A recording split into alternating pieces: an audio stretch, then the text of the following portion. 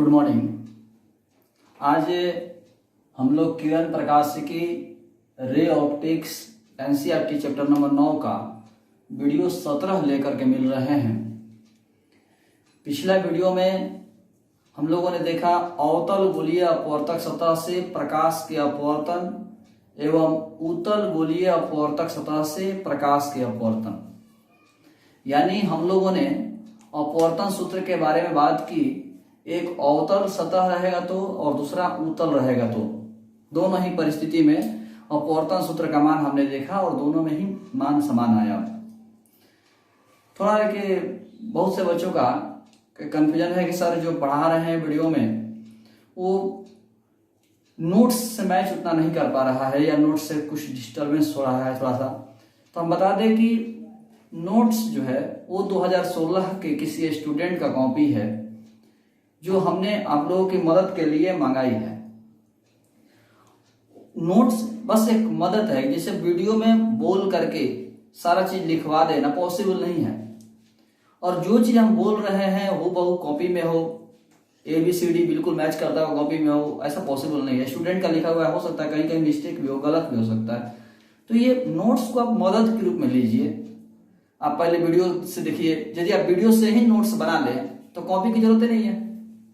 यदि वीडियो के माध्यम से ही आप नोट्स तैयार कर लेते हैं, वीडियो देख करके ही आप ऑब्जेक्टिव क्वेश्चन आंसर तैयार कर लेते हैं, तो नोट्स की कोई जरूरत नहीं है। नोट्स को आप मदद करने के लिए लीजिए कि हाँ वीडियो से हम लिख नहीं पाए तो नोट्स हम लिख पा रहे हैं। अब नोट्स से वीडियो मत देखिए, वीडियो पूरा समझ लीजिए, क्लियर कर लीजिए, तब नोट्स पढ़िए। तो इसी को जरूर थोड़ा क्लियर करें कि नोट्स आपको मदद करने के लिए दिया गया है, ना कि उस प्रॉब्लम क्रिएट करने के लिए। तो वीडियो देखिए, वीडियो से ही नोट्स आप तैयार करने की कोशिश करें, वीडियो से ही आप पढ़ने की कोशिश करें। यदि ये हो जाता है तो बहुत अच्छी बात है, यदि नहीं हो रहा है तब नोट्स देखिए आप। तो खैर आज हम लोग आगे बढ़ेंगे। आज हम लोग एक बहुत ही महत्वपूर्ण सूत्र पढ़ेंगे। क्वेश्चन बैंक देखते होंगे तो आपको पता होगा, लेंस बनाने का सूत्र। आज हम लोग पढ़ेंगे लेंस बनाने का सूत्र, लेंस मेकर्स फॉर्मूला।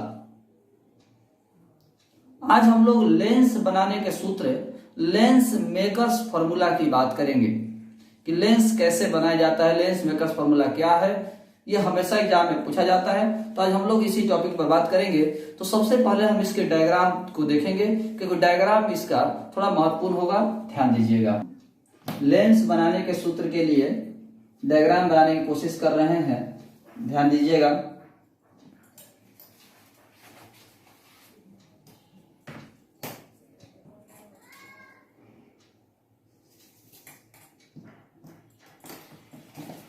अभी आप ये मत समझिएगा कि ये लेंस है, आपको केवल यही मानना है कि ये दो अपवर्तक सतह है।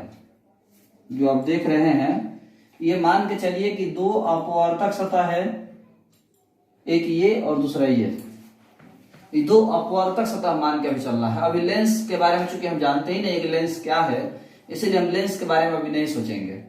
अभी बस हम ये समझेंगे कि दो अपवर्तक सतह है, एक ये दूसरा ये हम कह सकते हैं कि उत्तल अपवर्तक सतह हुआ, उत्तल गोलीय, और ये अवतल गोलीय अपवर्तक सतह हुआ। इसी को जरूर ध्यान रखिएगा। तो चूंकि ये अपवर्तक सतह है तो इसका अपवर्तनांक म्यू है।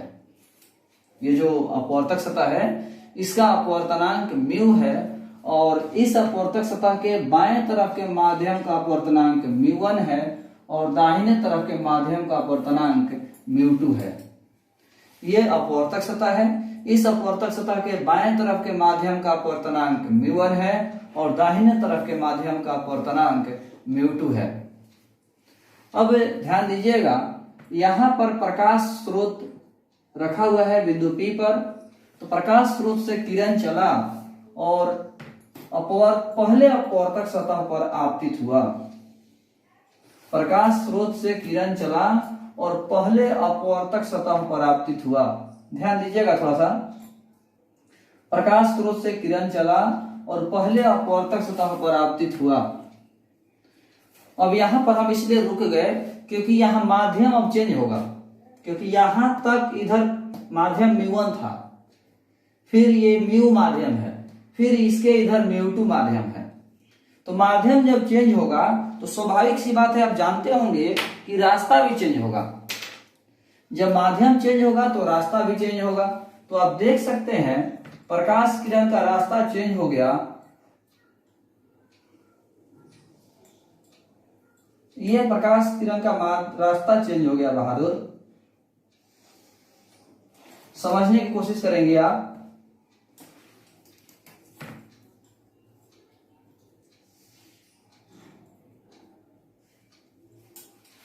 ये थोड़ा सा आगे स्पेस नहीं है, हमने ये P डैश दे दिया। तो देखिएगा यहां से प्रकाश स्रोत रखा हुआ है, प्रकाश स्रोत से किरण चला, पहले सतह पर गया और पहले सतह से अपवर्तन के बाद ये सीधा P डैश पर जा रहा था।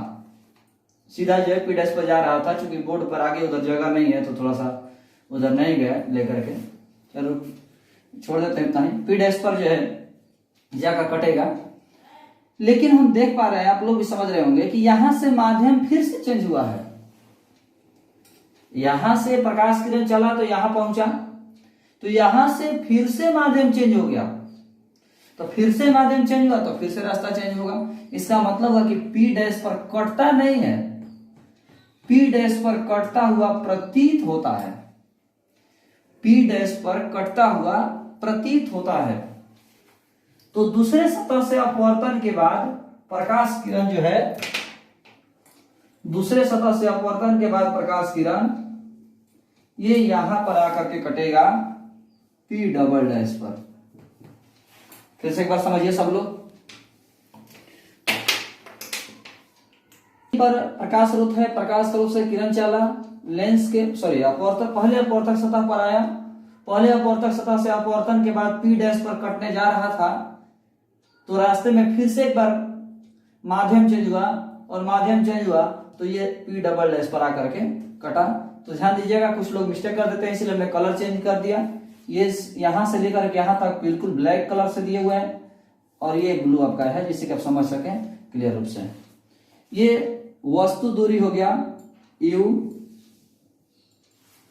ये पहला सतह से प्रतिबिंब बना V डैश पर और ये दूसरा सतह से प्रतिबिंब बना V पर, V दूरी पर।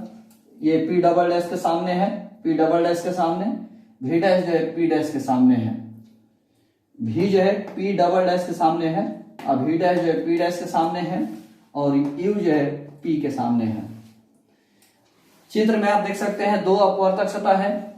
दो अपवर्तक सतह के माध्यम का अपवर्तनांक म्यू है।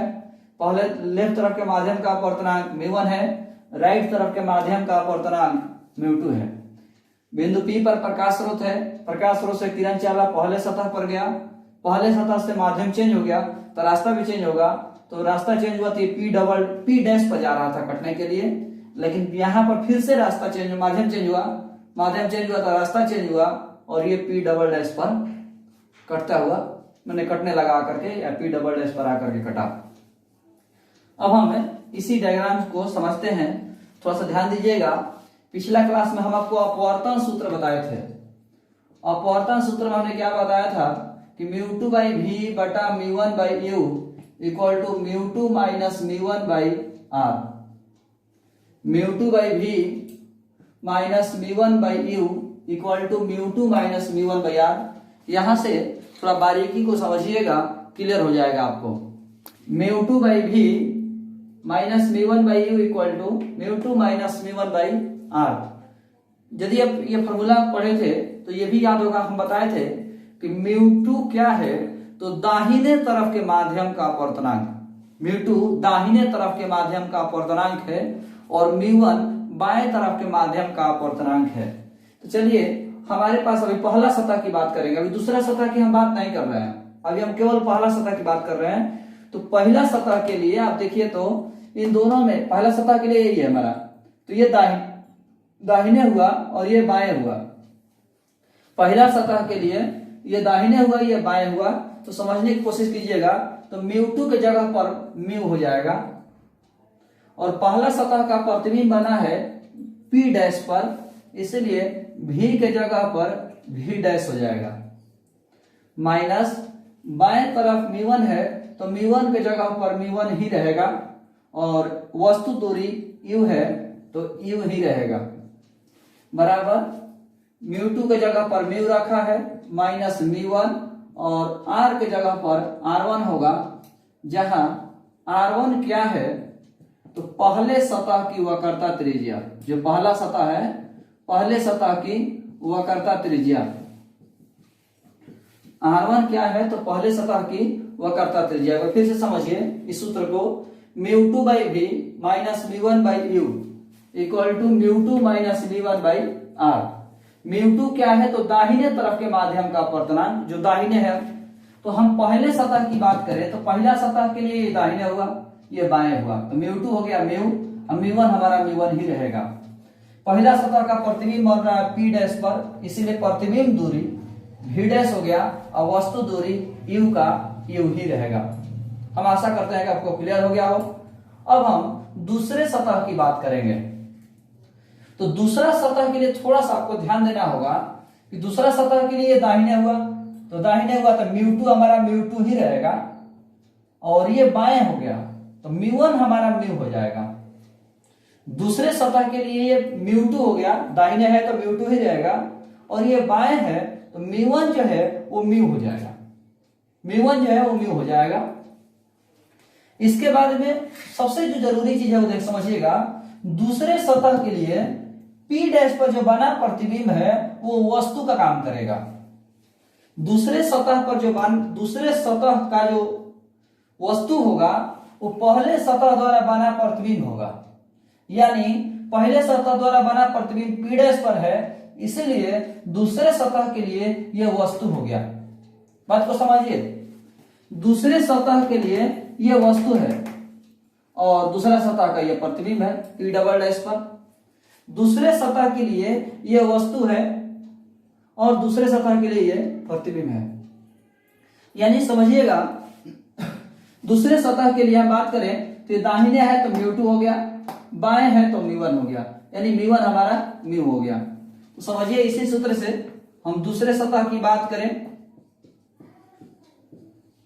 दूसरे सतह की बात करें तो μ2 हमारा μ2 ही रहेगा, प्रतिबिंब दूरी v ही रहेगा, प्रतिबिंब हमारा v रहेगा, माइनस μ1 जब बाएं तरफ है तो μ है तो μ1 हमारा μ हो जाएगा, और वस्तु दूरी जो है हमने पहले बताया कि पहला सतह द्वारा जो प्रतिबिंब बना है वो दूसरे सतह के लिए वस्तु का काम करेगा, तो u हमारा v डैश हो जाएगा, बराबर μ2 तो μ2 रहेगा माइनस μ बटा में r2, समीकरण नंबर 2, जहां r2 क्या है दूसरे सतह की वक्रता त्रिज्या।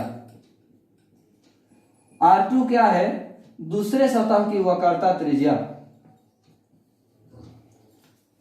अब आप लोगों का कुछ बच्चों का सवाल यह हो सकता है कि सर पहला सवाल तो यह कि कैसे पहले सतह द्वारा बना प्रतिबिंब दूसरे सतह के लिए वस्तु का काम किया।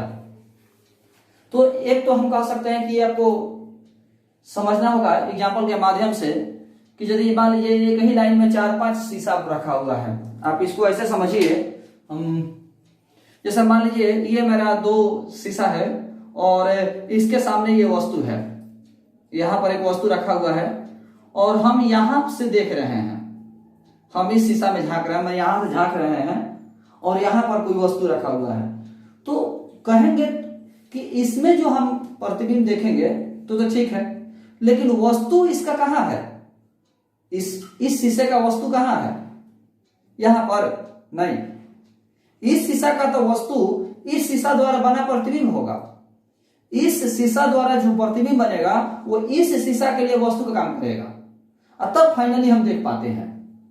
सूक्ष्मदर्शी, संयुक्त सूक्ष्मदर्शी जो आप देखे होंगे लैब में जहां ब्लड जांच होता है इस तरह से, जहां भी, तो उसमें 2 गो शीशा रहता है, इस तरह से लेंस 2 गो रहता है और यहां पर वस्तु रहता है, हम यहां से झांकते हैं, तो इस शीशा द्वारा जो प्रतिबिंब बनेगा ना वो दूसरे शीशा के लेंस के लिए वस्तु का काम करेगा, और तब दूसरा जो लेंस है उसको बड़ा प्रतिबिंब में दिखाता है, चाहे 2 गो 4 गो 5 गो है, तो वस्तु है कहीं के सामने। तो पहला के सामने ही जो वस्तु है वस्तु का काम करेगा, बाकी उसका प्रतिबिंब दूसरे के लिए वस्तु, फिर दूसरे का प्रतिबिंब तीसरे के लिए वस्तु, तीसरे का प्रतिबिंब चौथे के लिए वस्तु। यही कॉन्सेप्ट है। ये लैंग्वेज के माध्यम से हमने आपको बताने की कोशिश की। लेकिन यदि हम बात करें, थोड़ा समझने की कोशिश कीजिएगा कि यहां पर अब थोड़ा सा डायग्राम के माध्यम से समझाएं तो वस्तु से चली किरण डायरेक्ट सतह पर आती है, तो इस सतह पर, दूसरे सतह पर किरण जो आ रहा है वो क्या यहां से आ रहा है डायरेक्ट? नहीं, यहां से डायरेक्ट नहीं आ रहा। किरण डायरेक्ट यहां से आ रहा है। देखिए ये तीर का चिन्ह आते हुए दिखाई दे रहा है, तो ये जो आते हुए दिखाई दे रहा है ना, वो यहां से आता हुआ प्रतीत हो रहा है। तो ये डायग्राम के माध्यम से भी समझा जा सकता है कि दूसरे सतह पर जो आने वाली किरण है वो ये है, ये वाला है। दूसरे सतह पर जो आने वाली किरण है वो ये है, और ये है जाने वाली किरण। तो इसीलिए ये वस्तु हो गया और ये प्रतिबिंब हो गया। ये हमने डायग्राम के माध्यम से थोड़ा बहुत बताया, लेकिन मेन कंसेप्ट यही है। आप जानिए कि 2, 4, 10 जितने भी लेंस या दर्पण होंगे और एक के सामने वस्तु होगा, तो सबके लिए वस्तु वही नहीं रहेगा। पहले दर्पण द्वारा जो बना प्रतिबिंब है वो दूसरे के लिए वस्तु है, दूसरे द्वारा बना प्रतिबिंब तीसरे के लिए वस्तु है, तीसरे द्वारा बना प्रतिबिंब चौथे के लिए वस्तु है। इस तरह से एक चेन चलता है। तो पहले सतह की बात करें तो यह वस्तु ठीक है, पहले सतह के लिए वस्तु ठीक है। तो पहले सतह के द्वारा जो प्रतिबिंब बना है वो P' पर बना है।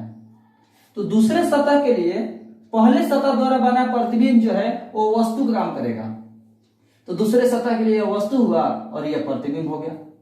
अब दाहिने लेफ्ट बाएं की बात करें तो इन दोनों में ये दाहिने है और ये बाएं है, इन दोनों में ये दाहिने है और ये बाएं है। यदि आप ये बात समझ गए हैं तो इसमें कोई प्रॉब्लम नहीं होगी। हम आगे देखेंगे, यदि प्रॉब्लम हो तो आप सवाल करिएगा। अब हमारा समीकरण 1 और 2 जब क्लियर हो गया तो इसके आगे अब कोई प्रॉब्लम है नहीं। आप देखिए समीकरण 1 एवं 2 को जोड़ने पर, 1 और 2 को हम जोड़ेंगे तो लेफ्ट वाला लेफ्ट साइड जोड़ेंगे, राइट वाला राइट साइड जोड़ेंगे। तो थोड़ा सा छोटा छोटा कर दे रहे हैं, ध्यान दीजिएगा। Mu by V dash minus म्यू1 बाई यू प्लस म्यू2 by V minus mu by V dash equal to, ये लेफ्ट साइड वाला हो गया। राइट साइड वाला नीचे जोड़ दे रहे हैं, थोड़ा सा ध्यान दीजिएगा। तो LHS हमने जोड़ दिया और RHS के हम RHS में जोड़ेंगे तो देखिएगा RHS में हो जाएगा म्यू माइनस म्यू1 बटा R1 प्लस म्यू2 माइनस म्यू बटा R2।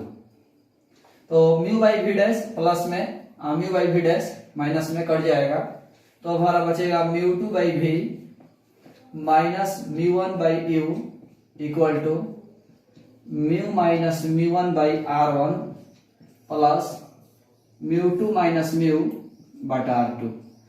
ये हमारा रिलेशन हुआ।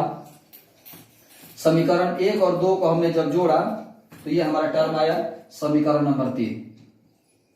अब आप ध्यान दीजिएगा, यदि अपवर्तक सतह के दोनों तरफ के माध्यम, अपवर्तक सतह के दोनों तरफ के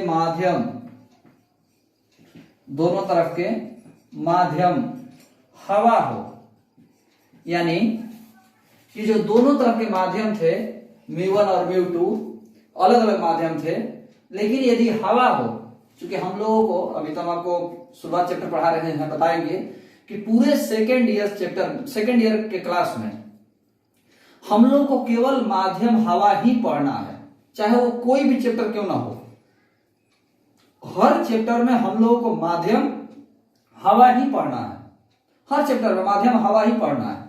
तो हम लोग यहां बात करें, माध्यम हवा ना होगा तो ये सूत्र लगेगा, माध्यम यदि अलग अलग दिया हो तो ये सूत्र लगेगा, लेकिन हम लोग को ये सूत्र पढ़ना ही नहीं है।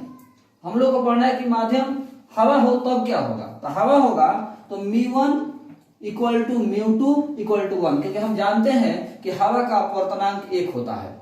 तो म्यू1 का मान भी 1 हो जाएगा और म्यू2 का मान भी 1 हो जाएगा। तो हम इस समीकरण 3 में म्यू1 के जगह पर भी 1 और म्यू2 के जगह पर भी 1 रखेंगे। तो देखिए अब हमारा रिलेशन क्या आ रहा है। μ1 और μ2 का मान हम 1 रखेंगे तो 1 बटा v माइनस 1 बटा u बराबर म्यू माइनस 1 बटा r1 प्लस 1 माइनस म्यू बटा r2। हमने μ1 और μ2 की जगह पर 1 रख दिया तो सूत्र हो गया 1 बटा v माइनस 1 बटा u बराबर, इसमें म्यू माइनस 1 दोनों में कॉमन ले लीजिए, म्यू माइनस 1 दोनों में कॉमन ले लीजिए तो इसमें तो म्यू माइनस 1 है तो 1 बाई r1 हो जाएगा। इसमें 1 माइनस म्यू था, म्यू माइनस 1 नहीं था, 1 माइनस म्यू था, इसलिए माइनस हो जाएगा, प्लस की जगह पर माइनस हो जाएगा तो 1 बाई r2 हुआ। अब हम लोग को यहाँ पर ध्यान देना है कि 1 by v minus 1 by u equal to 1 by f होता है। लेंस सूत्र पढ़े होंगे बैटरी क्लास में, आप हम भी पढ़ाएंगे आगे जाकर के थोड़ा बहुत। तो 1 by f equal to mu minus 1 by r1 minus 1 by r2। 1 by f equal to mu minus 1 by r1 minus 1 by r2, यही हमारा लेंस सूत्र है। और f क्या है तो फोकस दूरी, लेंस की फोकस दूरी, दोनों अपवर्तक सतह से बना हुआ लेंस की फोकस दूरी है f। तो 1 by f equal to mu minus 1 by r1 minus 1 by r2। हम लोग अभी फिर से बात करेंगे थोड़ा बहुत रफ में, क्योंकि इसके आगे हम लोग का कल का जो वीडियो होगा वो बहुत ही ज्यादा एडवांस होगा। कल के वीडियो में हम लोग केवल ऑब्जेक्टिव पढ़ेंगे, केवल ऑब्जेक्टिव, और बहुत ही हाई लेवल का ऑब्जेक्टिव हम लोग कल के वीडियो में पढ़ेंगे। तो आज हम एक बार फिर से जो पढ़ाए हैं थोड़ा बहुत उसी को चर्चा कर रहे हैं।